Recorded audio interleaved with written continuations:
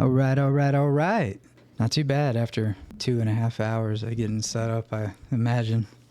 Thanks for being patient. That's a hot minute. So I'm here with my brother, Taylor Calder. I have a confession to make. I actually took so long getting everything set up just to hang out with you.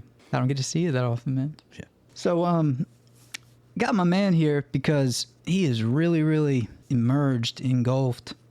He's into disc golf, and I've noticed it's becoming bigger and bigger of an interest, especially locally.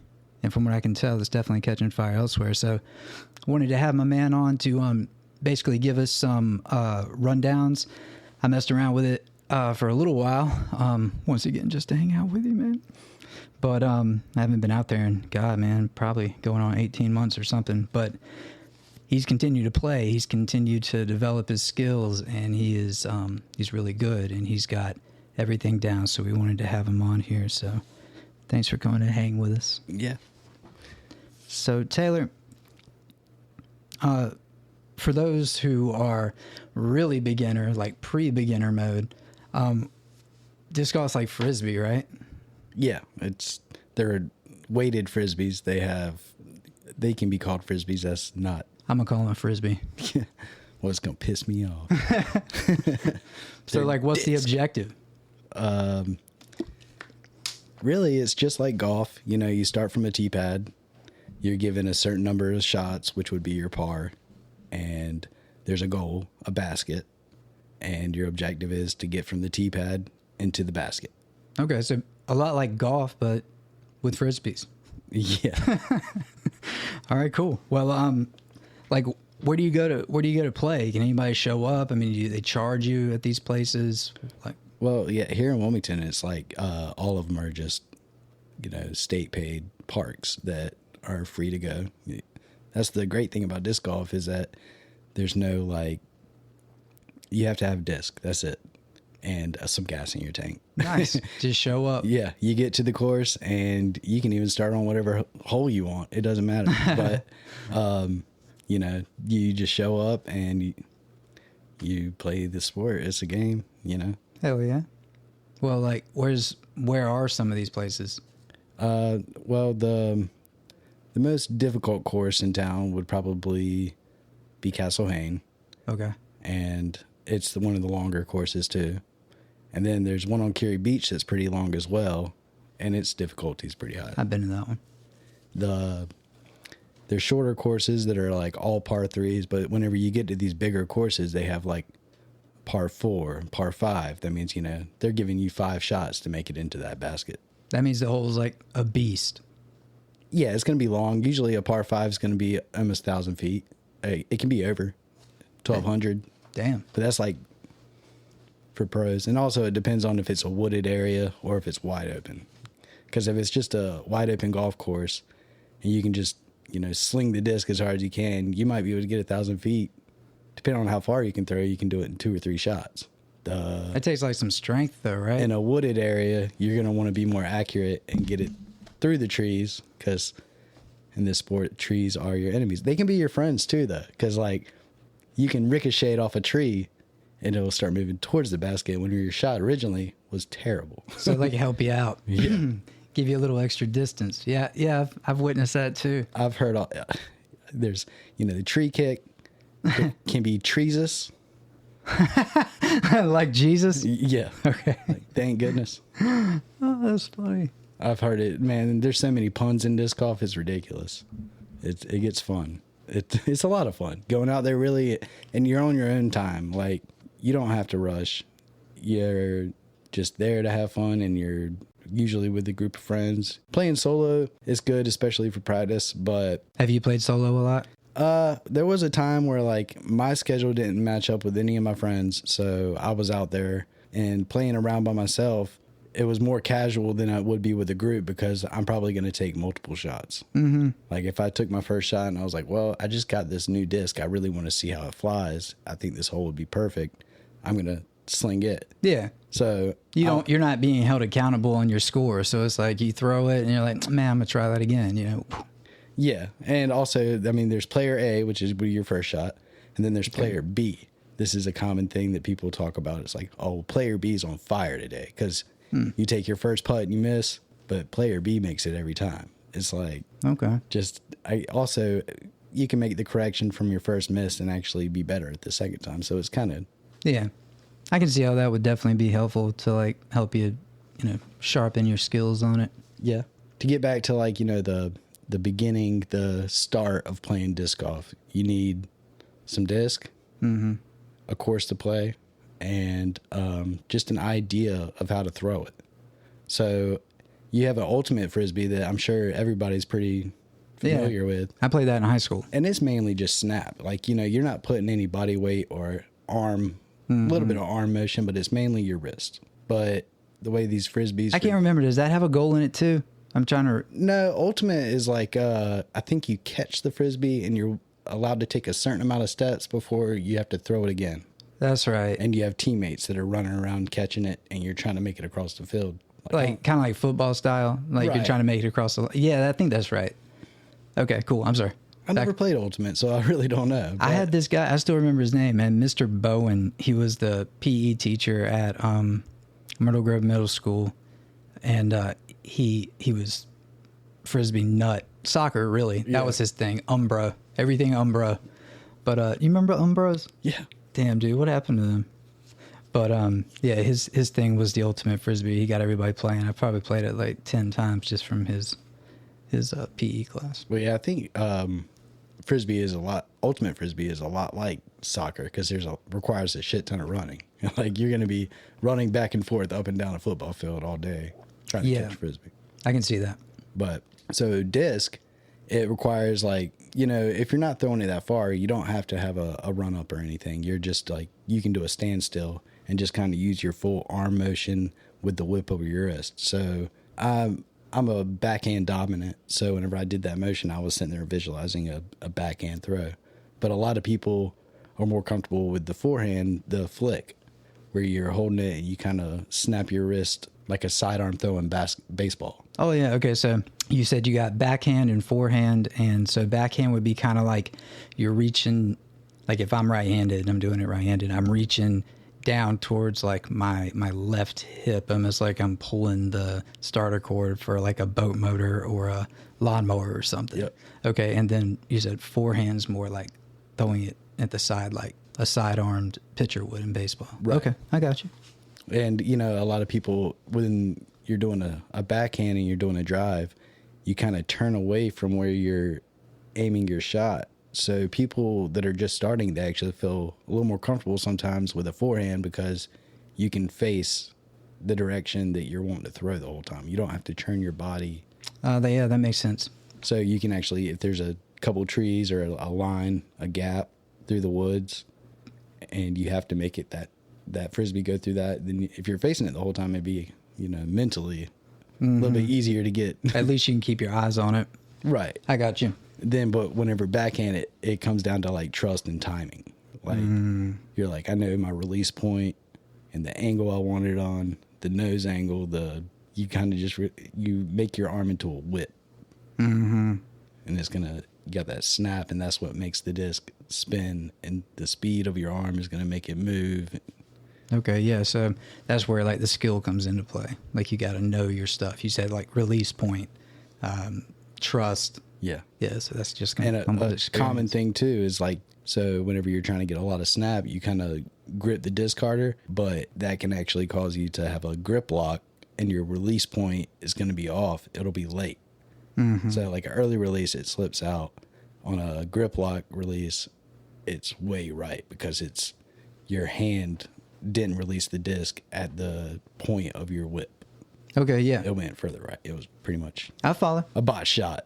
I follow. So like you said, okay, so we're in Wilmington, North Carolina for those who are checking us out and are not in New Hanover County. And you said, Carolina or Curie Beach, there's a course. You said there's one in Castle Hayne. Yeah. Where else are there some courses? Or like what if I'm not in New Hanover County and I'm trying to find like some courses? What would you say the best way to go about doing that is?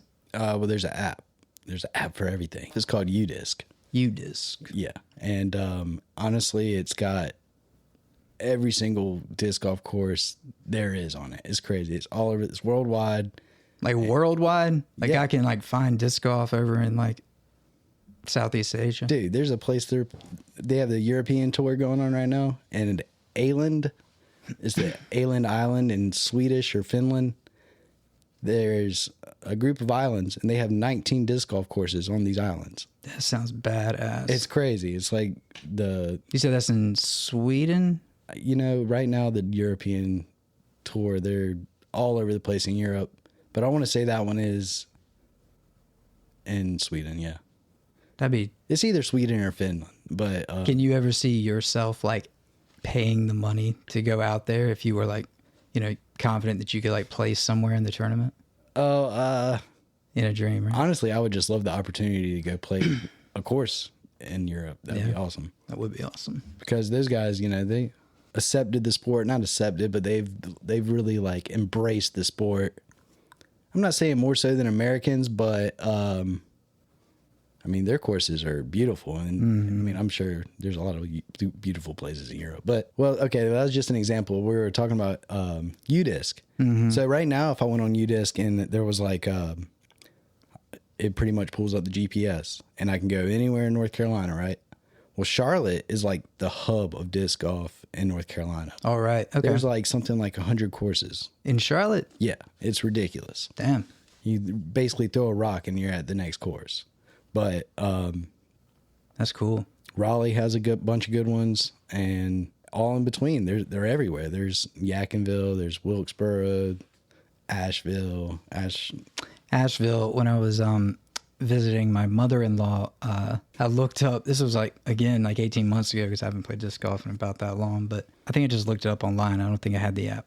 But anyway, found a place out there in Asheville and went and played. All I did was lose my disc because there's like just mountains, you know what I mean? It was really cool. Like it looked pretty, and I was like, ideally, this would be badass if I could play this, but I wasn't that good, so I just lost my shit. Yeah.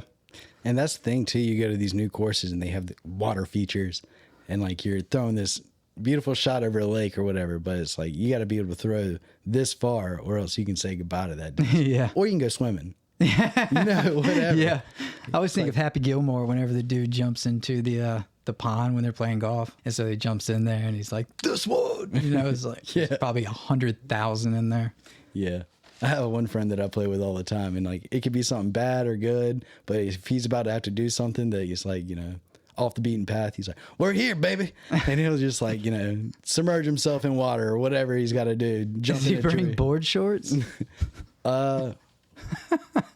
He's pretty redneck, man. I mean, he don't even care. One time the water was like just green, and he was in there, and I was just like, I don't know about that, man. Oh, yeah, that's gross. Speaking of That wasn't a lake or anything. That was just like a retention pond. like a ditch. Yeah. Like snapping turtles and God knows what's in there, along with bacteria. Yeah. So like that actually brings me to a pretty good question I wanted to ask you. Damn, that was cool. Hole in one on the TV. You ever done that? I've hit some hole in ones. Oh, time to time.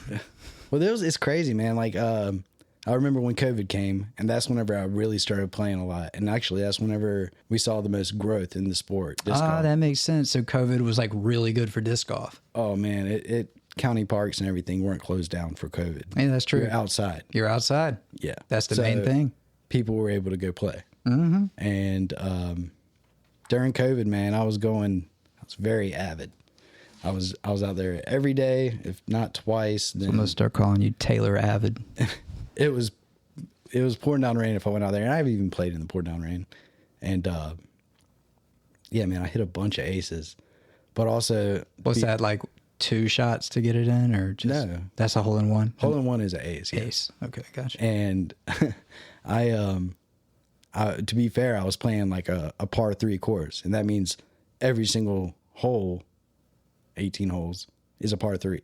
Okay, So 3 shots to make par. and that's like where you're at 0, right? Like if it was a numerical value, Oh yeah, if you get par, you're good. You're at 0. right. Yeah. And I guess that's something we should talk about too. Like in disc golf, a lower number is better. You Right. want to be in the negatives. Like if you played a game that you were 10 under, -10, then you're like, damn, that was a hot round. I hear you. So it reminds me of my bank account. But okay, so negative 10. Yeah. So negative 10 is much better than like positive 10. Okay, good. I'm glad you cleared that up. Yeah. Positive 10's terrible. Positive 10 is terrible. Not really. If you're just starting and you go to a par 3 course and you shoot plus, I'd say 20, that means you only needed one extra shot for every hole. And maybe there was 2 holes that you had to take 2 extra shots. I got you, yeah. Like on average. Yeah. Okay. And so I was playing a par 3 course a lot and I was hitting a lot of aces. Like I remember at one point I was getting a hole in one once a week. You know, everybody was like, damn, Taylor hits aces all the time. Fuck. And it just went cold. I didn't get any aces for like 6 months or something. Oh, burn up your luck. Yeah. Yeah. I guess a lot of it, half of disc golf is luck. I mean, there's a lot of skill involved. I've gotten aces off of trees. Yeah, I was about to say, you remind me of the trees when you said that. You're like, it's luck. You know, it's like treesus. Yeah. There's no way you meant to do that. It literally hit that squirrel right in the forehead and went in. Poor little bastard. Yeah. But, oh, yeah. So you brought up, you sparked a question in me. And that was because you were talking about your friend. He's a good old boy. Like what? Like, at least around here or from what you've seen, because you've been to Charlotte, right? You've played some of those courses in Charlotte? You know, actually, I haven't. I've been in Raleigh. I've played some in Raleigh. So, like, in Raleigh and around New Hanover County, from what you can tell, I hate putting labels on people, like a population. I don't like that because there's nobody is one thing. But, like, would you say that it's more of like some good old boys with John Deere hats on playing, or is it more like it's a bunch of fucking stoners, isn't it? Well, you know what? Out there, man, there's no telling what you're gonna get. It's seriously like the biggest mix of the types of people. You know, you have your typical frat boy wearing a polo and he's like with all his college buddies and they got a 12-pack of White Claw. Okay. And so you can drink booze. They're making a lot of noise and they're talking shit to each other. Woo! After every tee shot, they're like, "Oh, you fucking suck!" Like all in his friend's face, and you're just like, "Jeez, hey, calm down, man. That's harsh." But messing up my buzz. Then you got like, there's like 80% of people that are playing disc golf, and I don't even know. There's no stats here. I don't even have any. I haven't done any kind of. I can't think of the fucking word, but yeah, there's a lot of stoners. Apparently, yeah. I mean, obviously, I was one of them. I don't play with the stoners because I used to be one. Yeah, it's like I'm with 4 guys and they're passing a bowl around and they get to me. I'm like, nah, man. They look at me like I'm fucking crazy. Yeah, I'm just like, I don't smoke. Hey, man, that's all right. I don't either. It doesn't affect me the same way as it used to. If it did, I'd still smoke. But. Yeah. And then you got, there's usually beer involved. You don't really ever see somebody out there drinking hard liquor. That's for I imagine that. Yeah, that don't make no damn sense. But somebody out there is like, challenge accepted, motherfucker. I brought my 5th of tequila. Hell yeah. It's fucking 98 degrees. I can't imagine. God, that sounds awful. So all types. Yeah, and music. Like you'll have your group of friends, and one friend has got a small speaker, and he's playing like lo-fi hip hop, something real chill. But this guy over here is blaring Slayer. Oh, so you're like, all right, can't have both at once. Yeah, well, if they're real close, absolutely. What if they're like far enough away to where one of them's got the Slayer bubble? And then you kind of drift out of that to where you can't hear anything but the woods anymore. And then you come into the lo-fi hip-hop bubble. Yeah. And it's funny, too, because, like, sometimes, music can categorize a person. But, I mean, it's not like there's not an appropriate music to listen to. But there's just some stuff that you'll be like, why are they blaring, like... Britney Spears? Well, I would say, like, gangster rap. Oh, yeah. Out here in the woods. He's out here talking about fucking hoes and... Water whipping. Yeah. Killing skirt ops. Yeah.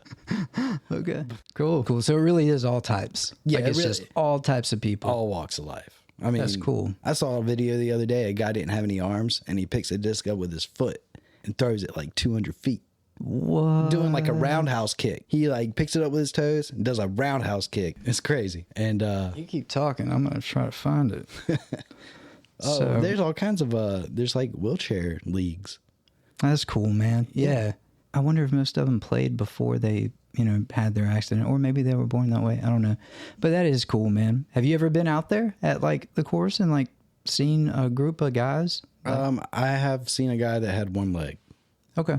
And that's impressive, Yeah. I can barely walk through the woods out there without tripping on a root. Yeah. I mean, think about the guy. I mean, That's awesome. but He's out there getting it. yeah. Well, all right. Well, you said disc, man, but like I'm sitting here looking at your disc and they look different, like as far as thickness and stuff. Like, what's up with that? So since you said they look different, I'm gonna start with this topic first. Okay. So every disc is different. I don't give a fuck. So Damn, you got a lot. Let me hold one. these are all the same. But they're different. Oh, they're all the same, but different. Don't give a fuck. Yeah. So yeah, I putt with the judge.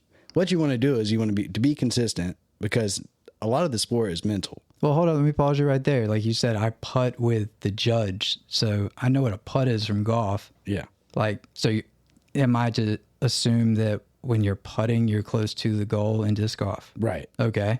And So you have a disc for that. yeah, and it's not the only one. There's hundreds of them. But the one that I like, Yeah. my favorite, is called a Judge, and it's by Dynamic Disc. Oh, that's your girl. Did you sleep with it? Man, Hadn't thought about it. now you mention it. Shit. So this is actually 4 different judges, and they're all different plastic. So the only thing they do have in common is the mold. What's that? It's okay. A Judge is a beaded putter, so it has this little rib on the bottom, and it's a slightly different grip. Like, this isn't a putter, but this doesn't have the little rib. The grip in my hand feels better. I like it more. Okay. And there's different plastics. Back to the putters. Yeah. So I putt with the Judge, and this one's a wrap dry. It's a rubber blend, so it's not plastic. It's got a little bit of rubber infused. Let me hold it. It was really grippy when I first got it.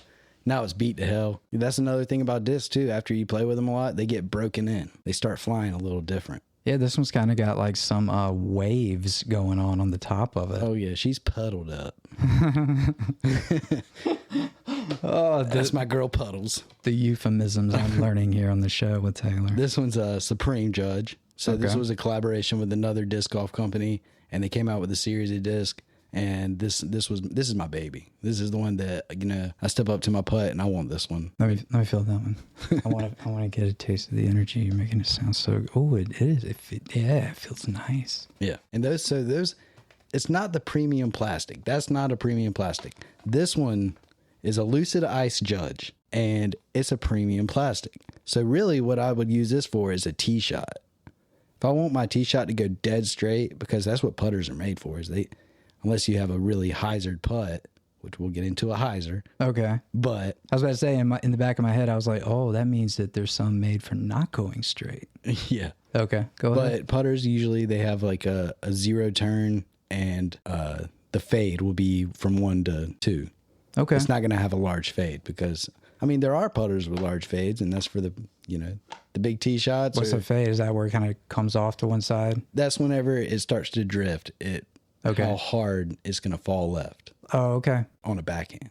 When you forehand, it falls right. Oh, for the love of God, man, I'm never going to get this shit. And that's only for right-handed people.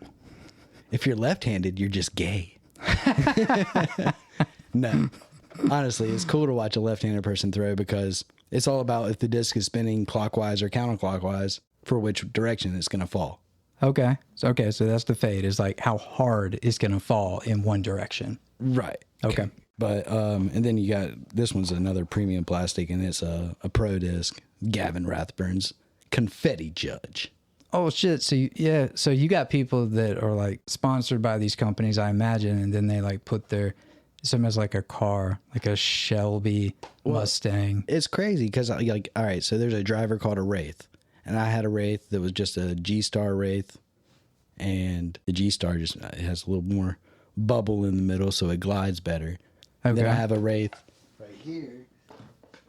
This is a Nathan McQueen Wraith, and That's definitely a different looking disc. yeah, this is a high-speed driver, and I don't even really throw high-speed drivers. So like from the tee, like the very first throw, like when you got to get it, you were talking about par fives in the beginning, like 1,000-foot like holes. That would be like what you'd throw right off the gate. Yeah, if it calls for a shot shape that's going to go straight and then fall left on the backhand, Okay. then a wraith would be good.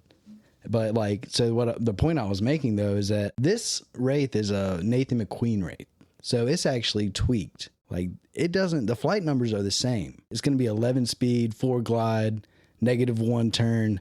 Oh my God, dude. A 3 fade, but since it's a Nate McQueen wraith, it's just a little more flippy. It's gonna fly straight longer, and it's honestly the fucking flight numbers don't even make sense no more. Okay. Because he wanted the disc to be made a certain way, and they, you know. Okay, so it's like they stamped it with flight numbers, which I just learned was even a thing listening to you talk. But they stamped the flight numbers on it, but they don't even like apply. Yeah. Okay, we definitely need to talk about flight numbers because I have no idea what that is. And your boy Nathan McQueen's from North Carolina. Shout out. So nice. Yeah. So I was looking for that no armed Oh wow, disc golfer. that's crazy. Yeah, I didn't find him, but I did find. Dude, good for that guy's a fucking gangster. Man, just from watching Instagram videos, it don't matter. People find a way to do whatever they want. That's really cool though, because it's like instead of I lose both my arms, I'm kind of a little bitch. Like I'd probably not do things anymore. But like it's really inspiring to see people that Yeah, I mean, seriously, it don't matter what type of person you are or anything. There's no requirements to play the sport. Right. So he could. Like, this guy didn't have arms. He didn't give a fuck. He said, "I'm still going out there and playing golf." Hell yeah! It looked like he just took a drag off of something too. I swear to God, I just saw a cloud of smoke. I think it's just freezing cold there because unless everybody's smoking. Well, anyway, sorry to interrupt. Flight numbers. So first we'll do. Yeah, tell me about We it. went over the putters, so now we're just going to do real quick. There's different speeds. That's Okay. the first number on All your right. flight path. Well, how many of these numbers are on a disc? 4 numbers. 4 numbers. So that's all I have to learn because I'm seeing that there's tons of physics going into this shit. Yeah. And I'm like, oh God, I got to memorize numbers. I suck at math. So there's only 4 numbers I got to learn and like what they do. Yeah. Okay. All right. Well, tell me. All right, so the first number would be speed. Okay. And the lower the speed, you're working closer to a putter. So my putter, the Judge, I can't even remember the fucking speed, but it's like a 2 or 3 speed. Okay. Right? And then your mid-range, which is going to be a little heavier, it's going to fly a little bit different, take a little more speed. Not quite a driver, but not a putter. Right. Okay. It's a mid-range. 4, 5 speed, there's 6 speeds. Anything over 6 speed, I would say is like a fairway driver. Okay. And that's like a low speed driver. So this one is an inertia and it's a 9 speed. Oh, that looks familiar. Yeah, I think this one was yours. Damn, you haven't lost it. That's what's up. Yeah, I was trying to grab a variety of different speeds and different types of discs. So you got your putter, your mid-range, your fairway driver, and your driver. Okay. And that's all just different speeds. Okay, so to recap, you said that the first number is the speed. And the lower the speed number, the closer to a disc that acts like a putter it is. Yeah, well, it's basically the speed is exactly what it says. It's how hard you got to throw the motherfucker. Okay. So Gotcha. To do what the rest of the numbers say. Mm-hmm. Because if... Also, the speed is all the other numbers after it are contingent on meeting the speed. Yeah. Oh shit! Now we're really getting into. Yeah. I'm honestly wanting to learn this from you because I remember being out playing with everybody, and I'm like, hey, what do the numbers mean? I'm green as fuck, and there's 5 of you guys, and all of y'all are saying something different, like about the numbers. I'm like, yeah, okay, got it. Well, yeah, it's funny. Like more confused than I was before I asked the fucking question. I mean, yeah, I've heard so much lingo. I've heard people completely redo songs talking about disc golf just so that it was a parody or some kind of pun. Okay. Play on words. Anyways, back to the numbers. Yeah, okay, so speed. So you got your speed. I'm going to say speed, glide, turn, fade. That's the numbers in order? Yeah. All right, y'all get that? Speed is the first number, glide is the second, turn is the third, and fade is the fourth. Now elaborate on exactly what the other 3 are. Okay. So they say the Judge is 3-3-0-2. 3-3-0. So if I throw it at 3 speed, it's got a 3 glide. That's how long it's going to hang in the air. And then the 0 is the turn. So it's just going to go dead straight. Because the way you think about the turn is like your graph. Like say you're doing a slope in algebra, right? Mm-hmm. You got your X and Y axis. Okay. and you got your negative. Suck at map. I do remember that. Okay, X and Y. Well, your 0 is going to be in the dead center, the straight line, the y-axis. Yep. And then it's where the X and the Y meet. Right. And then there's probably a fucking name for that. The origin. Probably. I think it's origin. Oh, it is the origin. But yeah, so if you go left, you're in the -1, -2. That's your turn. So whenever I release it, it's going to turn over and go across the y-axis. Damn, that's really good. That's a really good like description. Yeah. Okay. That's cool. one way to understand it. So, I'll put it on this angle, which is a hyzer, but it's got a -2, so it's going to flip up flat. Okay. Because I put it at -2, and since it had a -2 turn, it went back to 0, which is straight. Damn. Yeah. Blowing my fucking mind right now. Or, I don't know. There's really, once you figure out the numbers of the disc, it makes the sport a lot more fun. Because then you can like see the shot shape. You can imagine a line. You know how hard you got to throw it, and then it starts to do exactly what you want it to. So yeah, you get to see like how the numbers apply whenever you finally get that throw the way the disc was made to be thrown, and then you can see it play out in front of you. That's really cool, dude. You're making me like really want to get out of here and go play some disc golf. Yeah, and honestly, it becomes quite obsession. An obsession. I was about to say because now we've gone over. There's not only different putters, mid-ranges, drivers. There's different plastics. Now there's different flight numbers. Dude, it's like, man, I gotta find the perfect fucking disc out there so that I can go shoot the hottest round. That what will they think makes of next? me look badass. Hell yeah! Honestly, though, some of these par 3 courses, I go out there with just my trusty old Judge. Nice. I play the whole course. How many discs do you usually bring with you? Do you bring all of these? Most of these aren't even from my bag. Oh, okay.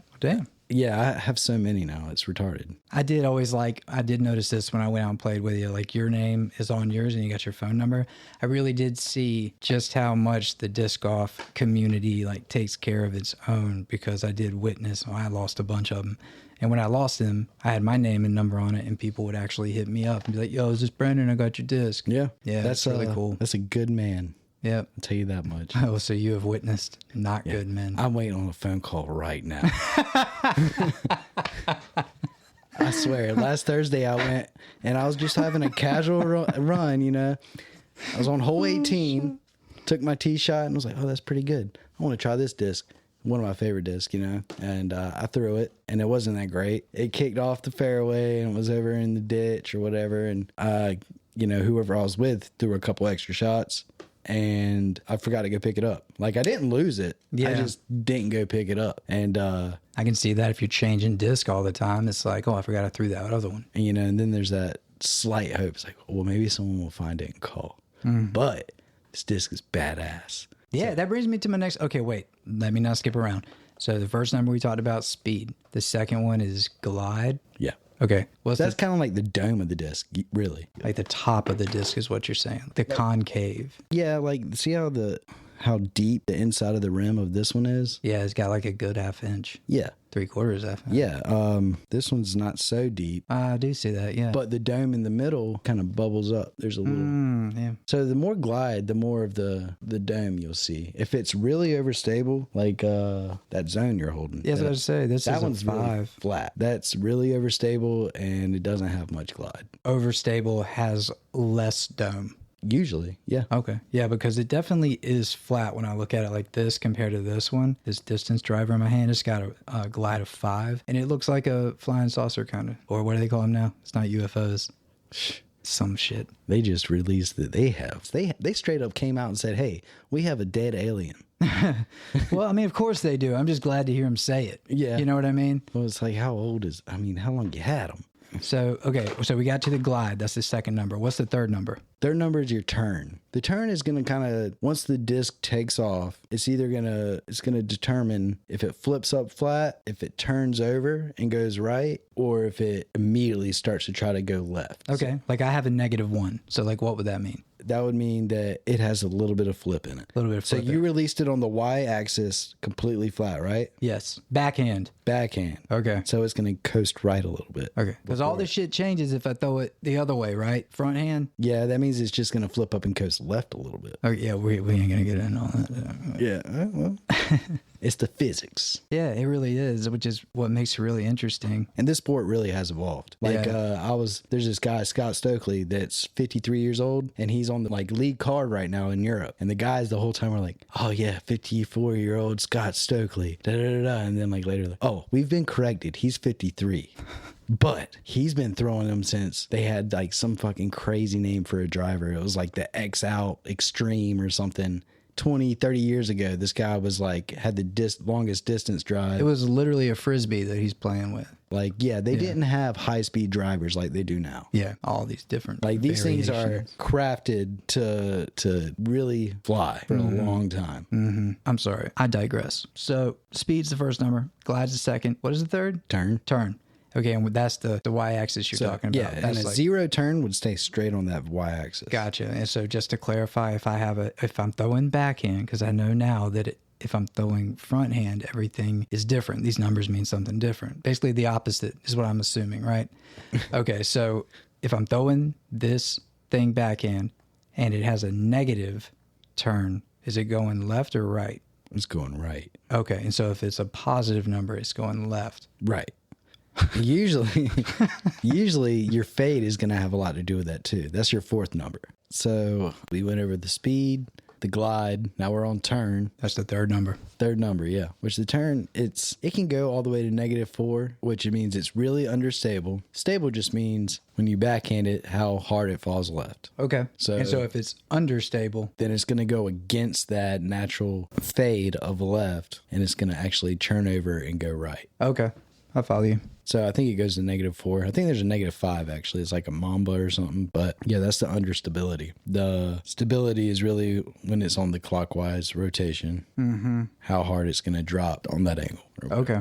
Then the fade. So the fade also is like... Is that the fourth number? Yeah. That one disc I had, the inertia, it's like a 9-speed, right there. 5 glide, -2 turn, and a 2 fade. So if I throw this at a 9-speed, which I don't have any mile per hour to relate that to, but that's pretty hard. Yeah, because this one's an 11, dude. So this means I gotta fucking just... Yeah, you gotta rip that one to do what the numbers say. Beast it. If you don't throw it at the speed, it's probably going to be a lot more stable than what it says. Okay. Like if I throw this one like a putter, it's going to fall left a lot faster, even though it's a -2. Okay. But so 9-5, -2, 2. So that basically means that it'll flip up, go straight, or just put it on the y-axis. Okay. I put it on a straight flat line. It's going to go -2 right and then +2 left. At that point, it's going to be falling. So the numbers also, it kind of is lined up in the way it's going to act. So like the first number is speed. What's the second one again? Glide? Glide, yeah. Okay, so the third number is turn. And so like the turn is going to happen, the third number is going to happen when it's in action before the fourth number. Is that fair to say? Yeah, that's okay, right. so wow, that's crazy. So like if I have a -1, 2, it's going to do the -1 thing before it does the 2 thing. Yeah. Okay. And it's actually crazy to see the physics of a disc when it's thrown. It'll like, you'll see it start, it comes out of your hand and it's flying. It's going really fast, right? Mm-hmm. And it takes a second. You'll see the glide kind of lift it a little bit. And then the numbers kick in. And if it's really understable, it's just going to flip like crazy. It almost like revs up. And then it's like, all right, see ya. That's crazy. That's really cool. Okay. See, I didn't know that. Yeah. And the one you're holding, that one's a higher speed. So you have to throw it harder. But 11. How high do the speed numbers go? I think they go to 15. Okay, so this is pretty up there. Me, I'm not a distance thrower at all, by all means. But I think I throw 2 high-speed drivers. Okay. And it's more of like a shaping shot. Also, the wider the rim on the side, you'll get some skip out of. Ah, yeah, I've seen that. Yeah. So, like, say I had a 200-foot shot that was around a corner. I'm going to throw my high-speed driver at an angle to where it hits the ground, and that fade is higher, too. It's going to take off left. Mm-hmm. It's going to skip. skip to the left. So the numbers like the turn and the fade can even engage whenever the disc has already hit the ground. Yeah. That's really cool. That's called a flare. So when it skips, that's a flare. Well, it can skip straight too. That wouldn't be a flare, really. Oh, I see what you're saying. So the flare is if it like takes off to one direction. Yeah. Okay, it's still a skip if it just hits the ground. And the putters are designed to drag. Whenever they hit the ground, they have like this lip on them that's like, you missed your putt. Well, you don't want it to hit the ground and skip further away from the basket. Yeah, I got you. It kind of hits the ground and sits, or like kind of drags. It's kind of like when you're flying an airplane. Like I just recently watched Flight. Denzel Washington, and he's like, flaps down, flap. Yeah. You know what I'm saying? So like the drag would kind of be like flaps on an airplane, like slow the fuck down. Yeah. You can think of it as like the prongs that are, if it hits the ground, it's a wider rim. So it's going to have more likely chance of kind of pushing off of that rim. Mm-hmm. But whenever the putter hits the ground. Yeah, there's like no rim on the putters. They just kind of. Nah, they're just like a deep dish pizza, Yeah. The putters really do look the most like Frisbees. The other ones look like, I don't know, alien shit. Like yeah, that's probably sauce. because, an ultimate disc, it's not really made for you to put a lot of your body into, just like your putter. Mm-hmm. I mean, you can throw a putter off the tee, kind of going back on what I said, but it's designed to be stood still and thrown. Okay, gotcha. Don't have to wind up. Right. Because it's lower speed, so you don't need to put all that ass on it. And I guess the only other thing that we had written down that we were talking about was like an etiquette. Yeah, that'd be really helpful if we could go over that. Just so people who are watching there's like, cool, man, I'm gonna go try it out, and they go out there and they don't totally. Yeah, and make by an all ass means, of go themselves. out there and have a blast. Like, go have fun. Mm-hmm. But, like, be aware of your surroundings. That's, like, key. You want to be safe. You don't want to hurt anybody. If you throw one of these high-speed drivers as hard as you can and it hits somebody, it's really going to hurt them. Yeah, that's true. Yeah, that would suck. There was a cameraman recently in the pros. This guy, Eagle, he likes to do this thing called a grenade shot. And it's where he pretty much throws the disc vertically in the air, and it does, like, a big rainbow and spikes down. Well, he's way down the fairway. The cameraman's sitting there like, he's positioned looking at the basket, right? This guy throws the disc, and it's coming down. They don't see it coming. And it was a freak accident, really, for it to actually come down and hit this dude in the top of the head. But it did. Split his head wide open. And Kill him? No. Oh, I was about to say, damn. There were stitches involved. Well, it's called a grenade throw, goddamn. Yeah, no shit. It might have. It could have. But, no, like, you don't want to see anybody in the fairway. When you're taking your tee shot, you want whoever's in front of you to be off that hole and down at the next tee pad. So don't take your shot until everybody's off the hole that you're starting. Yeah. Okay, yeah. And if you're playing with somebody else that's new, after you take your shot, you want to wait for your buddy to take his shot before you start walking. Okay, yeah. That makes sense, too. Because, your buddy's new, too, and he might hit you. Yeah. Or if he's not new, he's going to be like, what the hell are you doing? Right. So basically, everybody stay on the tee until everyone has thrown. Yeah. Even if you get excited, because I actually have experience with that. I was like, actually made a good throw. And it's like, oh, shit. And I start running down the. It's like, yo, what the fuck you doing? Yeah. And, like, even if you want to take an extra shot, make sure you're just like, hey, guys, hold on. Let me throw an extra shot. Because, like, everybody could have waited, and you were the last person that threw. You're, like, really unhappy with your shot or something, but your buddies are already starting to walk after you threw. Yeah. And you just got to be like, hold on, guys. Let me throw one. Is it called a mulligan if you need to take another shot? Mulligans aren't real. Mulligans are not real. That's They're not an part, illusion. That's not part of the sport. That's not it. If you're playing, like, casual or whatever, but, like, a mulligan is, like, super casual. This is America. You're not playing to keep score at that point, because then if you're going to take an extra shot whenever you want, then your score doesn't matter. I thought you got like one mulligan per game. Is that not true? When I started playing, actually, that's how I did it. Yeah. We were like, all right, guys, we suck. We're going to have one mulligan a game. That way we don't feel so bad about our scores. Okay. I like that. And, there's nothing wrong with that. Like I said, go out there and have fun. But, like, don't go bragging to people, be like, yeah, dude, I threw a 10 under round, but you took 2 mulligans. Yeah, that makes sense. Because, your initial tee shot, you could have double bogeyed. Yeah. The past few months, you've played a few tournaments. And so am I hearing that in those tournaments, there is no such thing as a mulligan? Yeah, that's what I'm saying. It's not part of the game. Okay, I got you. Like, me and my friends, when we go out and play, and this is kind of our way of doing a mulligan, on the first tee shot, we throw 2. you know? Oh, like on hole one. Yeah, hole one, it's like, we'll take 2 off of 1. And it's like, that way you can pick your better shot and you hopefully start off with a birdie. Okay, yeah. That's like it's still not being like if I was playing in a tournament, that wouldn't be acceptable, you know? Yeah, right. But no, that's a good way to do it. That way, warm up shot. Yeah, you got 2 tries to birdie this. Let's get off to a good start, guys, you know? Okay. And that's how we always do it. So I can't really hate on a mulligan at all. But you're just good now, and you forget that you used to suck like me. So yeah, back to just like the etiquette of the sport. If you go out there with a large group of friends and you're all having fun, then you have 2 people that are playing behind you. Let those 2 people play through. You know, they're going to be out of your way before you know it. Oh yeah, that makes sense. But like, I wouldn't think about these things until you bring it up. So yeah, if I got like 5 dudes that I'm playing with. Yeah. Like, you know, we're going to take longer per hole. And so if there is just 2 guys behind me, like, let them play through. Yeah. Like, go ahead and let them go so they're not waiting on us. Okay. Right. Because, you know, I don't know what everybody else's agenda is, but like the etiquette or the courtesy would be like, oh, you guys go ahead. You know? Yeah. We're out here. We got a big group. We're, you know, because the more people that you're playing with, the longer that your game's going to take. Yeah. Like, I like to keep my scorecard or like my group down to 4 because 4 people is like the perfect amount. You move just fast enough and everything. That's helpful to know because anything lower than 4, you're going to move faster. Right. And that's also like, are you playing like, all right, let's go, or are you guys going out there to just like kind of chill, kick back? And so, you know, the higher amount of people in a group is going to make you take longer per hole, but also like how are you playing those holes also will be a factor about how quick you advance. Yeah. Yeah. Okay. I mean, because you got four people, 2 people shank their shot. You're gonna help them look for the disc. It's gonna take longer. The more people, it's gonna take longer. Yeah. Just letting, because you know, I've seen a lot of new people out there and they're having a great time. Mm-hmm. But you know, 2 people that are pretty familiar with the sport been waiting on the tee pad for 30 minutes for y'all to get through this hole. Yeah. And it's kind of like, all right, guys, y'all should wait on the next tee. Let us play this hole and like catch up to you and push us through. Like, and that's just the courtesy, you know, just being like, you know.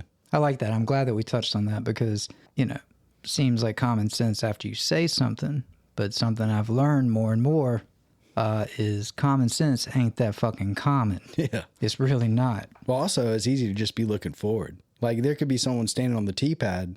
Oh, and you don't even look behind you because the whole time you're advancing forward. I got you. Yeah. Yes, it'd be, like you said in the beginning, be aware of your surroundings. Yeah, because, like, some of these courses, the whole zigzag. So someone's tee shot over on 4 could be flying into your fairway on 2. Mm-hmm. And, you know, hopefully they yelled 4. Heads up, you know? Yep. No, that's a really good point, man, because you can't always, you know, behind you is not always a straight line. It could be around trees or lakes or rivers or whatever the hell you got going on. And also, if it's a blind shot, you know, if the trees, there's a tunnel through the trees that go around a turn or whatever, you know, you want to, sometimes you need a spotter. You may need somebody to go up there and kind of like, so you don't lose your disc, one, or also you want to go up there and take a peek, make sure there's nobody still in the hole. That's another great thing you've touched on, spotter. Okay, yeah. Makes sense. Yeah, that's a really good thing to have. And usually it's kind of like, if you know someone's on the hole, just wait a little bit longer and then throw. Mm-hmm. Or you can listen for the chains. After you hear them tap out of the basket, you can be like, all right. If I had known we were going to touch on the chains, I would have downloaded the soundbite here and I would have... But, and then like, you know, whenever you get up to your shots, you know, everybody's hopefully around the basket. Mm-hmm. And it's like, who putts first? Well, it's like the furthest person away. The furthest person away. Like once everybody has their disc pretty close to the goal, the one whose disc is furthest away from the goal is the one who shoots or putts first. Right. Okay. And that kind of goes along with like, so say my disc is 50 feet and yours is 30. Well, if you stepped up to your disc, you're kind of in my peripheral. You're kind of not really in the line of my shot, but my eyesight. Yeah. So your movement, you could be over there scratching your ass or doing whatever, and your movement, it doesn't matter. There's all kinds of things that can throw you off. putting that we haven't even talked about is like the biggest mental part of the game. Yes, we'll have to touch on that. So you like, some people want absolute silence. Some people, you know, they don't give a shit. Some people are just so damn good at it that nothing phases them and they're just draining them. But the putt is really how you get low scores. Your putt can be on for a solid couple weeks, and then like you have a bad day. Like everybody can have a bad day, but like doesn't take much. Just like 2 inches low or 3 inches right, whatever. Just slightly off. Yeah, we'll definitely have to. If you guys would like to have T come back and really hone in on putting, just I don't know, put a comment or something down below, or shoot me something on. Just let us know. Yeah, and also another one of the things. So your disc, you make your putt, and it goes in the basket.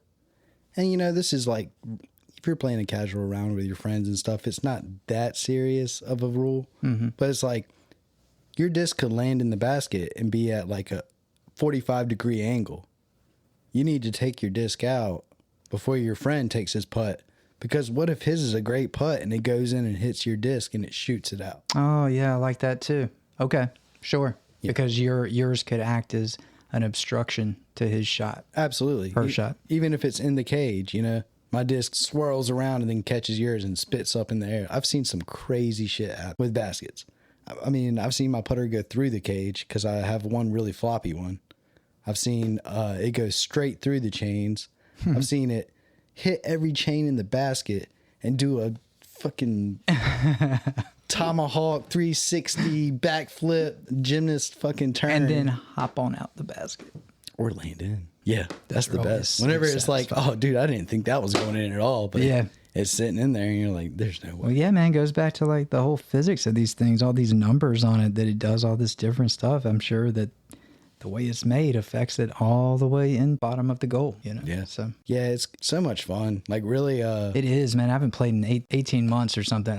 After doing this, I'm going this week. Like I'm going to play. I went to South Carolina. There's a couple courses down there. There's Socastee and Splinter City and Splinter City. Yeah, that one's great. That one's actually on the Pro Tour. They have a 4-day event, 2 rounds at Socastee, 2 rounds at Splinter City. I think it's like an A tier. It's not like a lot of pros come out to it, but probably a silver series. When is didn't you recently just play a tournament? Yeah, that was like Carolina Coastal Crush. It was a sanctioned tournament with the PDGA, the Professional Disc Golf Association. Okay. But there was a pro division, but I'm playing amateur, so it's like, and that's what most people were playing. I think there was like 5 people playing in the pro division. And pro division here is just going to be like your friends that have picked up a sponsor from a shop. Around here we have Cape Fear Games. That's my favorite place to go. They have the best selection. The Cape Fear Games on Oleander has the best selection of discs in this town. Is that what you said? Yeah. I mean, there's other places that have it, like Play It Again Sports. We don't talk about them. I was about to say. Yeah, I don't really like that store, man.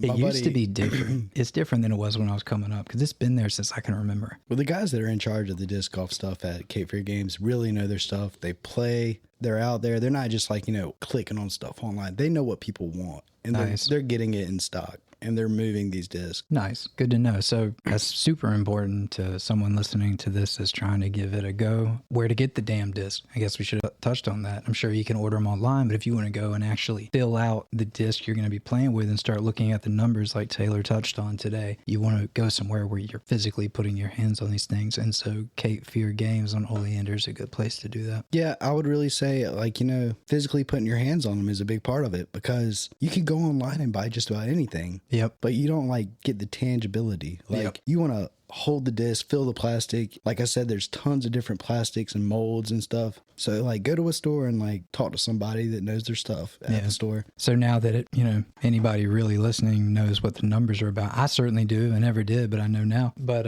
just because you are an expert on the numbers, that does not mean that you're getting a good idea of what the disc is like. Yeah. And it's all about feel, especially with your putter. Like if it feels good, you're going to like it more.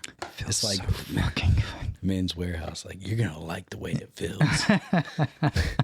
I don't know what Men's Warehouse you've been to, but I don't know. It sounds like some are better than others. The one I lost it, I said I was waiting on the call for it. That disc, it just felt so good in my hand that, like, you know, like I have all this knowledge about disc golf, but I have to execute still. Yeah. Feel goes a long way. For sure.